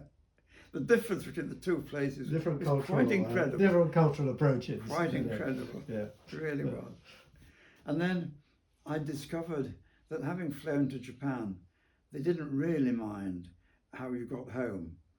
And so instead of having to go all the way back, because we had return tickets, for an extra £8 each, we just kept on going across America, across Atlantic, and back home. Yeah, wonderful. So that was round the world with Ruskin. Do you think he would have been a global traveller today? I mean, everybody always asks. I'm sure it is so much more complicated and difficult today. Well, it is. I mean, when Robert and David Brown and I were going to Louisville, chap came round in the plane dishing out little pro formas. Fill those in, he said, fill those in. So we looked at them and filled them in, and purpose of your visit and duration of visit and so on. And at the exit from the departure lounge, or the arrival lounge, there were two large ladies in uniform, very large ladies in very large uniform. And I let Robert go first, and Robert handed over his ticket, and she said, now say, what's this all about? So he told her all about Roskin and Venice. Say, that's fine, she said. And then David Brown, I pushed David Brown forward next. And she said, and are you with him? He said, yes. Then it my turn, I said, and I'm with them. That was it. You didn't have to take your shoes off or anything, you know. No. You just walked on, that was it. Yeah. Yes, it was the same. No, it was going to Japan. We had to put our cases on the counter, you know, and the chap said, sir, we have a problem. I said, go on, tell me. He said, there's something in your case that is ticking. I said, you're absolutely right. It's an alarm clock. So he opened up the lid and the clock was stuffed down the front. He pulled it out and he said, yes, it is. And took the batteries out and gave me the batteries and put the clock back. He said, what a beautifully packed case, he said. You know. But in America, the first lunch that we had the day after we arrived, Franklin Page, the director of the museum, took us to, as he described it, the second best club in Louisville for lunch. And there was a huge car park that we had to cross. And I just happened to notice that all of the cars had number plates on the back, but not on the front. And I said to Page, why is this? Oh, he said, we couldn't care less who's coming, but we sure as hell want to know who's run us over. Anyway, we got to the entrance of the dining room where there were one or two people waiting to get in. And we stood there, three of us. And this great big maitre d' came out and took Page by the shoulder and turned him round and walked away saying, say, Mr. Page, we have a problem.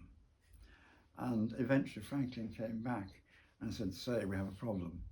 And Robert Hewison invariably wears a turtleneck sweater.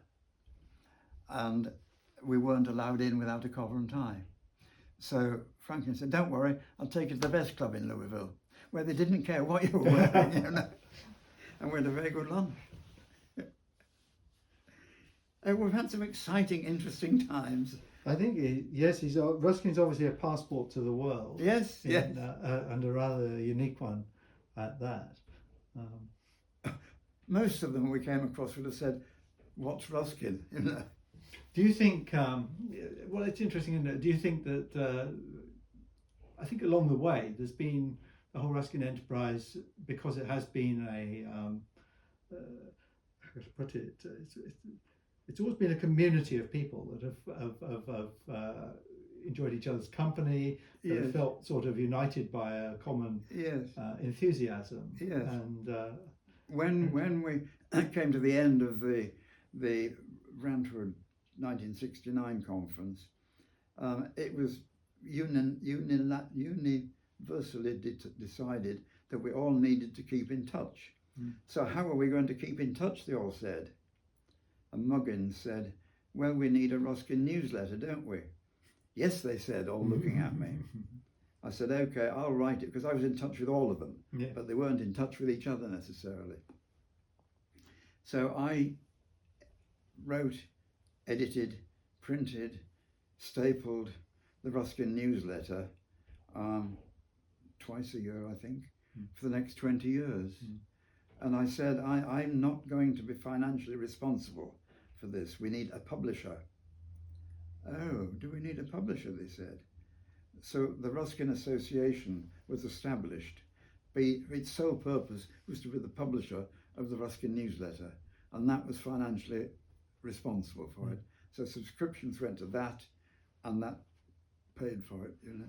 I do know that there was one thing about the Ruskin Association that you established that was in addition to the publication, and that is a limited edition of ties. Of ties? Of blue yes, ties, yes. with a rose emblem on. Yes. The last time I wore my Ruskin Association tie was down at the sailing club when I was given my MBE. Oh, wonderful. Yes, I thought it'd be nice to have a tie. You probably wanted to get Robert Hewison properly dressed just in case you turned up to a club. Once or twice I've seen Robert wearing a tie, just the Ruskin Association tie. I discovered that ties could be made relatively cheaply. I did manage to find the material which was exactly the right colour to match Ruskin's own ties, but it was a furnishing material, and it didn't make for a happily tying tie. But yes, we had them made. And like a fool, I had this box of new ties on a ledge in my study. I'd already sent out the ones that were ordered, and there were, you know, a dozen or more there. And the Lloyds came down for foundation weekend and were staying in the new house and using my study. And Lloyd, of course, opened the box to see what was in it. and they had various members of staff for dinner on various evenings, and Lloyd gave every one of them a tie. So I said to him, look, these ties do not belong to the school. They belong to the Ruskin Association. They've been paid for by the Ruskin Association. You are going to have to pay me for those ties. I said, and what's more, they're only available to members of the Ruskin Association. I said, so you're going to have to make A, B, C and D members of the Ruskin Association, which he did. So its numbers doubled overnight. Yeah. Yes. Now you see, on ties, I thought there really ought to be a guild tie. And so I raised it. It wasn't on the agenda, I just brought it up towards the end of a guild directors meeting and said, why don't we have a tie? And I got my secretary to find out what they would cost and how we could get them made. And they were very reasonable. I said, it only costs 10 cents. For who wears ties, they said. Look. And I was the only person sitting at the table wearing a tie. Well, you see, I've let you down today, Jim. You know, that particular moment.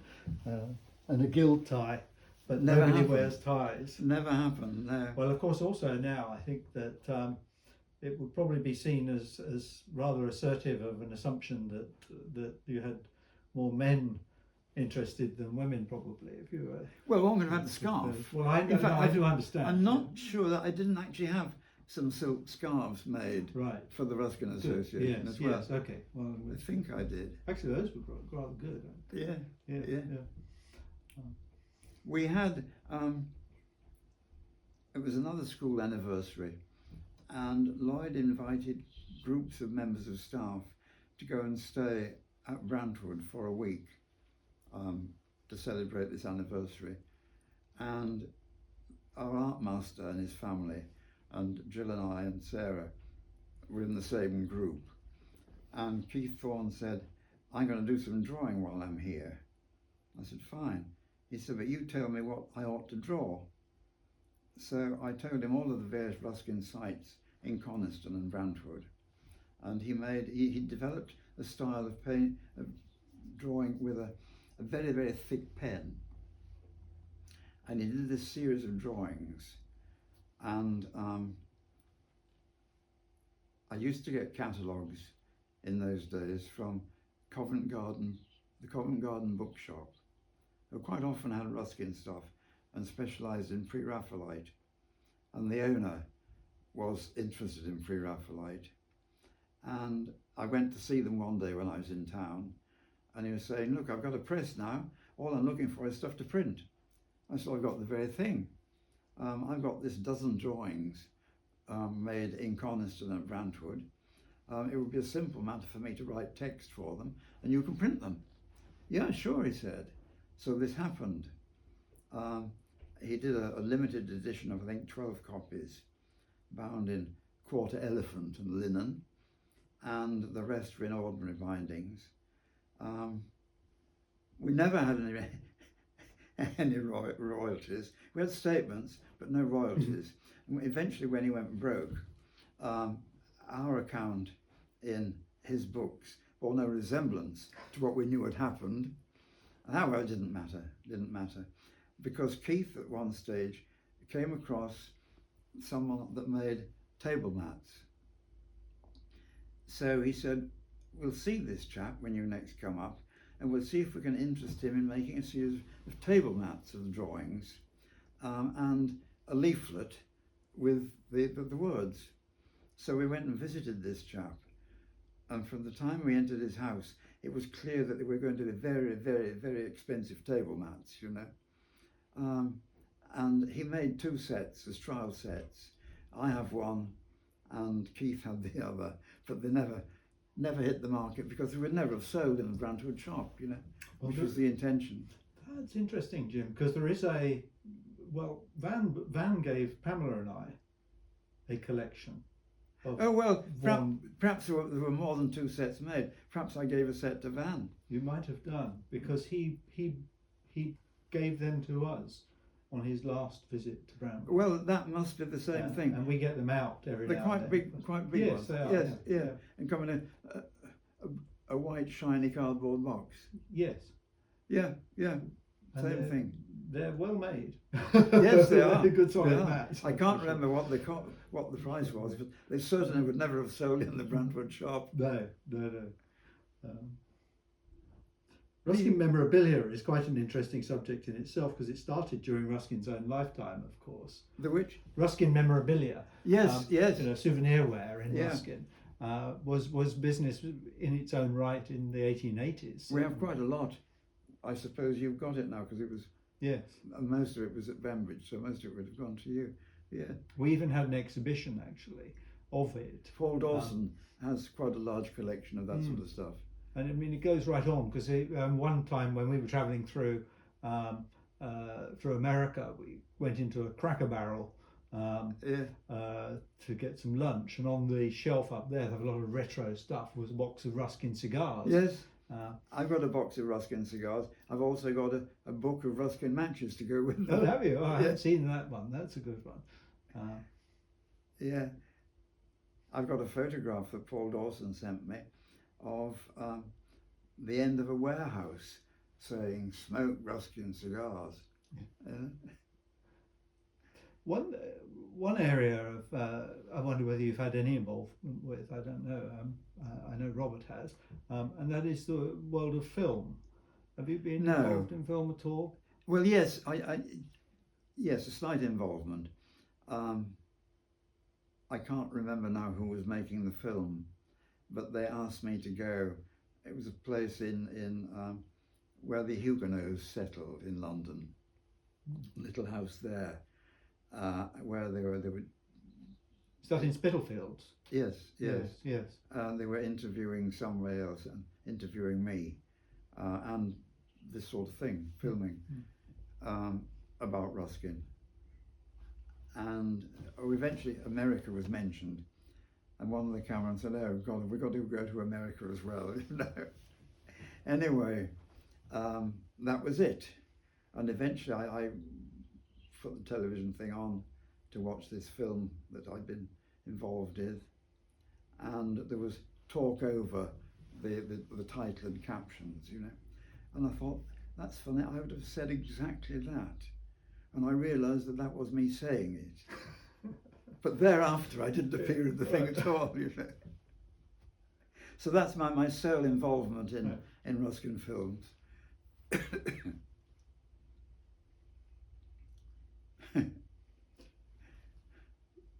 I'm going to ask you, what I'm going to suggest we do, Jim, is that if you're willing to we might take the camera into your study. Yes. And just have you can just have a look at your books. You can maybe tell us a bit about one or two. Sure. But before we wrap up here, one of the things I suppose I should ask you is, if you look at all the work you've done on Ruskin, and it's probably an impossible question for you to answer, but I'll ask it anyway. What do you think you're proudest of in terms of your Ruskin? I think probably the library catalogue. One or two people, quite independently of each other, have said, well, that's equals importance with the library edition. So I think that probably is the one. I admire it hugely. I mean, I find myself using it increasingly, and every time it's absolutely a bedrock. There's a huge amount of work in it. It all started, of course, with a catalogue of the ex-Ruskin stuff at Bembridge, which I printed, and then once the bigger project started, I cut up a copy and pasted up on index cards, and thereafter a collection of index cards grew. Same, I'd done a catalogue for Brantwood as well, I used that, and I ended up with about 10 or a dozen boxes of index cards, and new stuff was turning up less and less regularly. And so I thought, it's time I did something with them,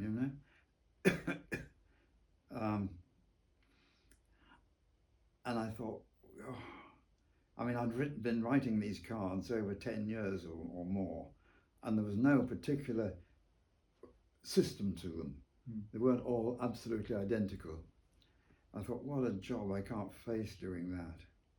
And quite out of the blue, I had a letter from an old, amazingly generous friend saying, I've just sold this field up in Northumberland, and really, I don't need the £5,000 that I've got for it.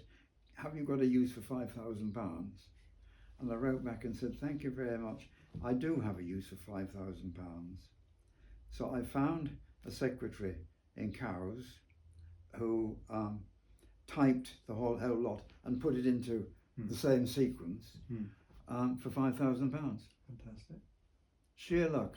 Wonderful. Right place at the right time. Yeah, absolutely marvelous. And then I touted it round publishers, and they all burst out laughing and said, who'd want that? Who'd want that? You know? And I realised eventually that the one thing that I hadn't catalogued was the Cook and Wedderburn collection. Wedderburn had a collection of Roskin, Cook had a collection of Roskin, and together they made the Cook and Wedderburn collection of Roskin when they were doing the library edition. Right. And the Cook and Wedderburn collection is in the Ashmolean, and it's in the room belonging to a friend whose name escapes me. And I said, well, why do you have it? He said, I was the only one with spare shelves. Anyway, I went in and I checked the Cook and Wedderburn collection just to see if any of the books had actually originally come from Brantwood. And one or two of them had. So they went into the listing. And I was telling him the sad story about people who burst out laughing. He said, well, that's no problem, he said, because the Oxford Bibliographical Society exists to do exactly this, publish library catalogues. So he put me in touch with the editor, and the rest, as they say, is history, you know? It's beautifully produced. It is, isn't it? It's a lovely bit of... I think it costs £60 or something a copy. Yeah, but academic books are all of that sort of ilk or worth. After it was, I went to the launch in the old library at Corpus, Christchurch. And when I got back a few days later, I had a letter from someone involved in the society saying, we're sending you the 72 copies that you said you'd like. I thought, I never mentioned 72 copies. So I wrote and said, look, I never mentioned 72 copies. I could do with a dozen. I said, but I couldn't afford 72 copies, and I'd have nowhere to put 72 copies. Don't worry, they said, we weren't charging you for them. So they sent me a dozen, which I managed to dispose of, and still have one or two left. You know? Yeah. And then finally, is there one thing out there, one Ruskin mystery, as it were, one missing document or one fact or subject that you would still really dearly love to find out? There is, actually. It's probably not what you're thinking of. What you're thinking of, there are probably so many of them that one hasn't thought of them yet. But there's one that I'm in the process of cracking, because it will be in my next article in the Friends newsletter. And it, should we say, it involves Whitehouse and Arthur Seven and something that you have on exhibition at Brantwood. Right. And I think I've cracked it. You know? Oh wow! Well, I didn't realise it was waiting to be cracked. You know, until I thought, yes, that's it. You know? All I've got to do is now is prove it. Very good. Well, all I've got to do is prove it. We shall have to come back and find out what the sequel is.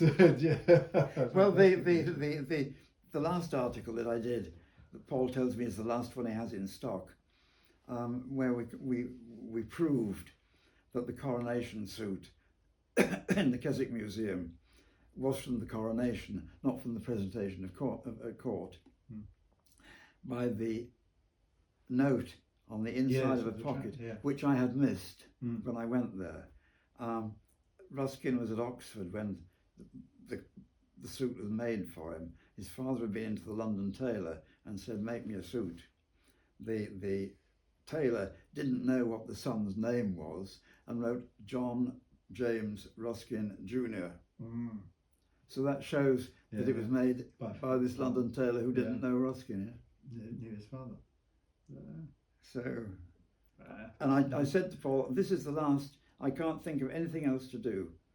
And having sent the letter, I suddenly thought of something else, which is the basic subject of the next article, which will take a little while to filter through. Right.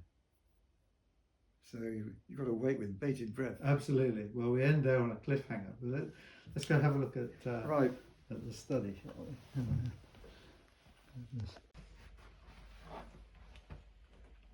This is just a mixture of reference stuff. Mainly pre-Raphaelites, Turner, Whistler, and the pre-Raphaelites, Burne-Jones. William Morris is in the lounge. And then Roskin begins there and goes on endlessly.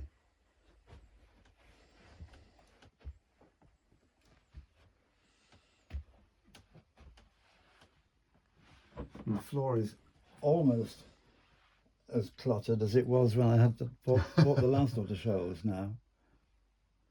Most of the ones down there, yes, certainly from there up to there, are all ones that belong to Roskin with his annotations in them. And this, I did an article on this. Peter Miller had it, and he didn't know what to make of it, and he asked me what I thought of it, and I couldn't make anything of it either. But eventually, I cracked it. I probably picked the wrong volume. All of the illustrations have been cut out and carefully put back. Or marked up in some way. You see, and this is, I worked out a question of the right hand not knowing what the left hand was doing. And George Allen was in the process of doing this green edition, or blue edition in that binding, the Works series, and he was going to include the Stones of Venice. But the illustrations, instead of being throughout the text, were going to be grouped together in one place. And Ruskin was in Venice and wrote to George Allen and said, I'm writing a new Stones of Venice called St. Mark's Rest. It'll make the Stones of Venice redundant. And George Allen, I don't know how much of the type he had set, but he'd certainly advertised it. So that's a ghost. Right. A ghost, bibliographically, is something that has been advertised but never ever printed. Yeah. But once it's advertised, you can never get rid of it. And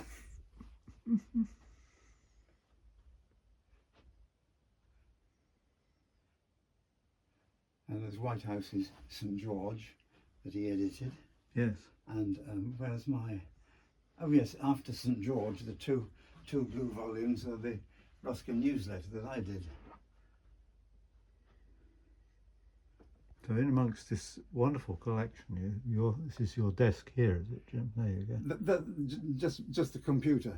Yeah. This is my desk, the table, and when I can get to it, that's... you see, my pending tray there was this high above the edge, and Sarah said, we're going to have an accident if we don't do this. So we sorted it and threw most of